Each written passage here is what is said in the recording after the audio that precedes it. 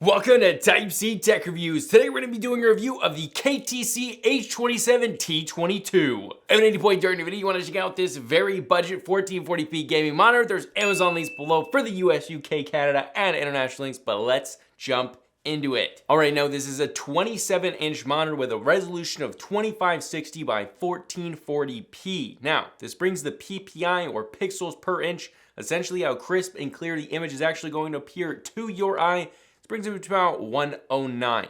This is a good PPI that balances the crisp and clearness of the image as well as performance. Games and movies will appear very clear, and so will desktop usage, although very small text may have some noticeable pixelation depending on how close you're going to be sitting to your panel. As for the panel, even at this price point, this is an IPS or in-plane switching panel, which is exactly what you want. Now, refresh rate hits 165 Hz natively and has FreeSync Premium.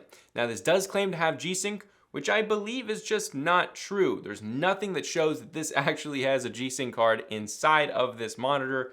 I highly doubt it, but this is advertised as FreeSync and G-Sync, which is a little bit sketchy because obviously this is compatible with G-Sync, so it works well with G-Sync, but it is not a G-Sync monitor. It does not have a G-Sync chip inside of it. So kind of weird advertising, but overall, the variable refresh rate works well. All right, now moving on to brightness. Brightness is actually pretty good here, hitting around 310 nits, which is actually pretty good for this price point. But if you're in super bright rooms, you may want to pull the curtains or dim the lights a little bit. But in most rooms, you're going to be completely fine. Overall vibrancy of the display in SDR out of the box with the standard color profile is actually quite good. So out of the box, it's pretty much ready to go if mostly what you're going to be doing is just gaming. Now, as for HDR, in a 100% window, this does increase the brightness to around 390 nits, which is a substantial increase from 310 nits.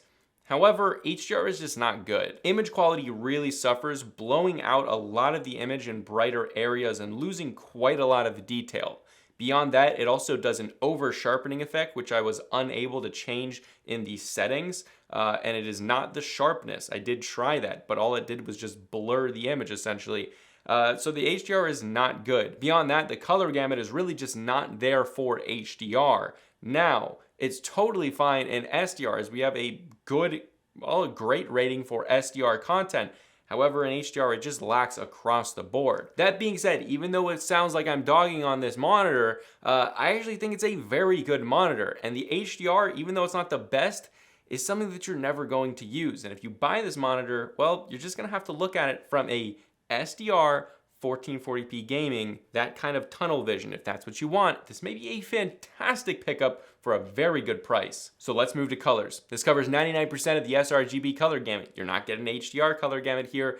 You probably aren't going to be doing photo and video editing on this. You'll still be able to do like YouTube video editing that doesn't require a whole lot of accuracy, especially if you're not going to be color grading. Accuracy out of the box, while it's not perfect, the color temperature was pretty dang accurate to a 6500 Kelvin target. And all that means, if you don't know, is basically the white tones, the white areas of the screen on your browser, stuff like that. It's just going to look more like that is actually what white looks like, not an overly warm or an overly blue hue. As well, this can output 10 bits of color at a full 165 Hz at 1440p. That was a little surprising and actually very cool. So basically the thing here is the colors are great for SDR gaming. For HDR, it's not going to be your thing, but again, it's consistently doing SDR gaming very well. Now, contrast ratio, it's pretty typical for an IPS panel, 1000:1. Unless you're doing mini LED lit, full array local dimming, you're not going to get anything more than that, and that's definitely not going to be at this price point. Now, as for backlight bleed, this is the single biggest con of this monitor. Now, backlight bleed did occur in the right, top, and bottom edges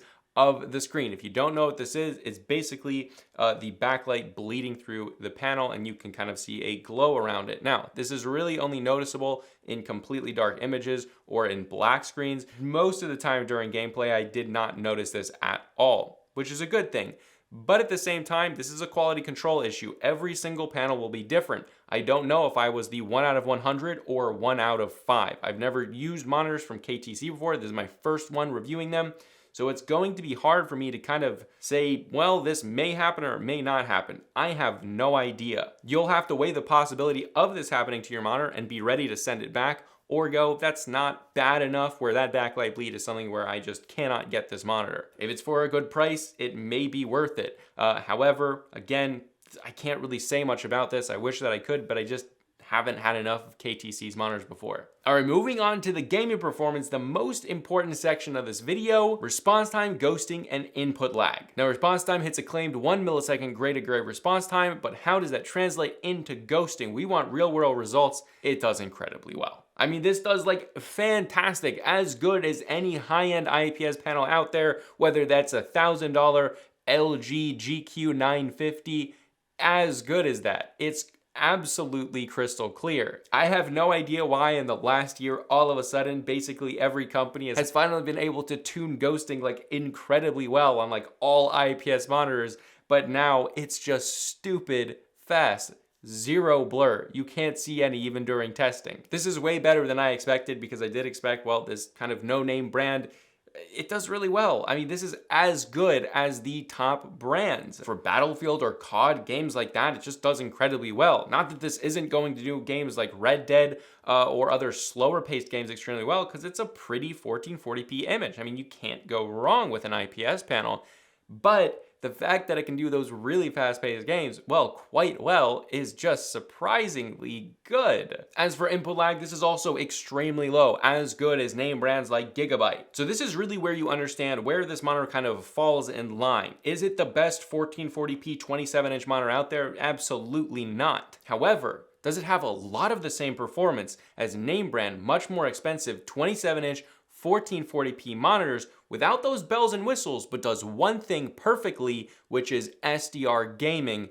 That's a yes. The overall experience, even when compared to much higher end panels that are 27 inches and 1440p, is very minimal, unless you're talking local dimming and unless you're talking a significantly higher color gamut, but even then, you're gonna wanna be doing HDR gaming anyway. So the overall experience is 95% of what you're going to get from these other brands. Again, if what you wanna do is SDR gaming.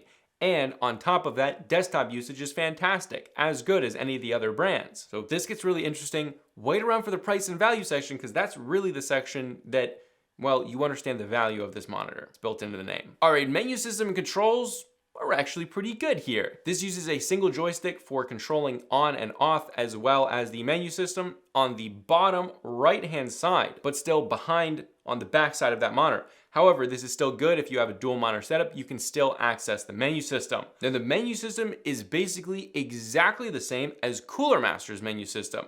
Like literally, it's like the same menu system, but they just changed the colors and a few other things. But it is exactly the same menu system, so it's exactly the same, well, usability here. There's no sub-menu. Once you click it, you're in the menu, which is pretty fast, and I like that. It's extremely functional, it's well labeled, everything's easy and quick to get to. It's definitely not the prettiest in the game or the best as far as functionality, but it's pretty dang close as far as functionality. But for the most part, it's very functional, and everything you need to change and use and get to is pretty easy and simple to do. So a full pass. Moving on to Vesa Compatibility, this is compatible with 100mm by 100mm Vesa mounts, so if you do want to mount this, you can do it pretty easily. All right, let's move on to ports. This has, get this, 2 DisplayPort 1.2s. Now it doesn't have 1.4, but it doesn't really need that for this bandwidth. 1 HDMI 2.0, a 3.5mm audio out, and then a USB Type A. Now it is weird that they have 2 DisplayPorts and only 1 HDMI, although I'm here for it. I would rather have 2 DisplayPorts than 2 HDMIs. However, it's just breaking the norm, which is fine by me. Now, DisplayPort is capable of 1440p at the full 165 Hz, where HDMI is only capable